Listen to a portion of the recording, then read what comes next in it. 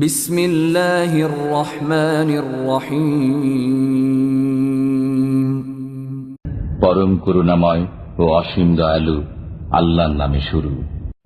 ইন্না আ'তাইনাকাল কাউসার, নিশ্চয়ই আমি আপনাকে কাউসার দান করেছি। ফাসাল্লি লিরাব্বিকা ওয়ানহার, অতএব আপনার পালনকর্তার উদ্দেশ্যে নামাজ পড়ুন এবং কোরবানি করুন। ইন্না শানিআকা হুয়াল আবতার, যে আপনার শত্রু সেই তো লেজ কাটা নির্বংশ।